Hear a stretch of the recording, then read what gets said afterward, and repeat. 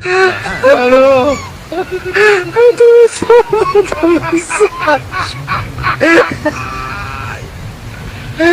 ওরা কেন? পাগল হয়ে গেছিস নাকি? মাথা ঠিক আছে তো? কবে থেকে পাগল হয়নি? আমাকে তো বললি না। এখন তো দেখছি ভালোই রাস্তায় রাস্তায় মানুষের পা ধরে বের হচ্ছিস, মানুষের পা চেটে বের হচ্ছিস।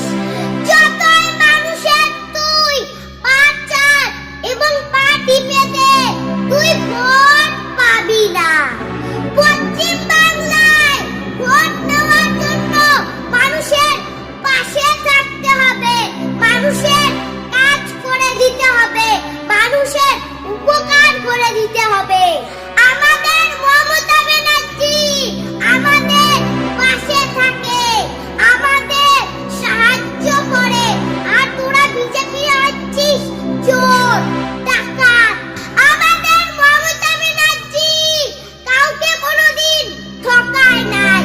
আমাদের মমতা ব্যানার্জি কাউকে কোনোদিন হিংসা করে নাই। আমাদের মমতা ব্যানার্জি কাউকে কোনোদিন কিছু বলে নাই।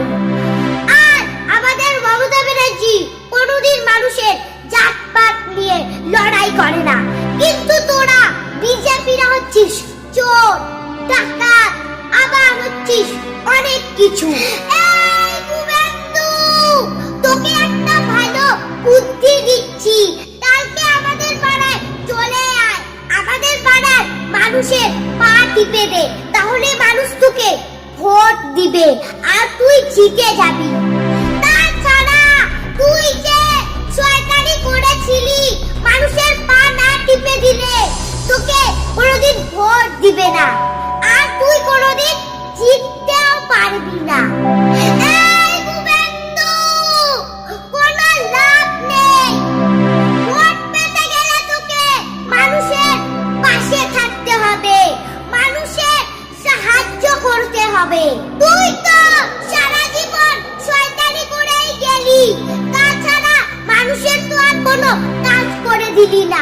মানুষ তোকে কেন ভোট দিবে? এই শুভেন্দু, তুই কটি বৈধ ভোটারের নাম কেটে দিয়েছিস, তবেও তোর কোনো লাভ হবে না। তাও তুই জিততে পারবি না ভোটে। তুই কোথাও জিততে পারবি না, নন্দীগ্রামেও জিততে পারবি না, ভবানীপুরেও জিততে পারবি না। তোর চালাকি সবাই বুঝে গেছে, তোকে আর কেউ ভোট দিবে না।